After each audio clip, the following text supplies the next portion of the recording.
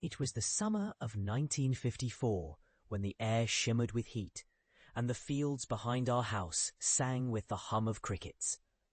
I remember standing barefoot in the dusty yard, my toes pressing into the warm earth, the scent of freshly cut hay drifting from Mr. Anders' farm. The old peach tree at the edge of the garden bowed under the weight of its fruit, branches low enough that even I, small as I was, could reach up and grasp the velvety skin.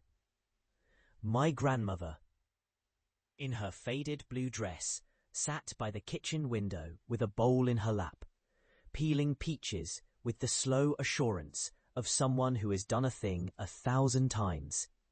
The screen door creaked when I slipped inside, and the smell of sugar simmering on the stove wrapped around me, a sweet, heavy scent that seemed to belong only to those long summer days. She handed me a slice still warm from the sun, and I bit into it, juice running down my wrist, so sweet it made my chest ache. We worked side by side at the table, laying the slices gently into glass jars, her hands moving neatly while mine fumbled, sticky and clumsy. Outside, cicadas swelled in waves, their song becoming a kind of pulse beneath our quiet conversation. She told me stories about her own girlhood, how her mother had once made peach preserves by lantern light, how they saved the syrup for winter when the days felt grey and hollow.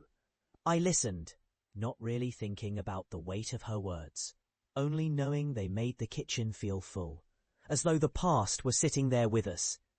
I recall how the afternoon light shifted, spilling gold across her hair, catching every silver strand.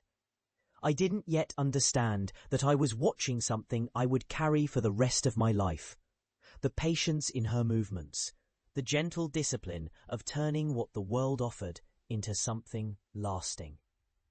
Years later, when my own hands learned to work with fruit each August, I realized what she had given me was more than a skill. She had taught me a way of seeing, how even the simplest moment, honored with care, could be transformed into something that might outlast the season.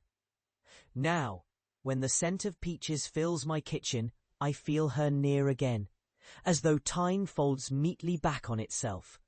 I can still see her smile when I handed her a jar, proud and sticky-fingered. And she said softly, "That's summer you're saving there." And she was right. I still am.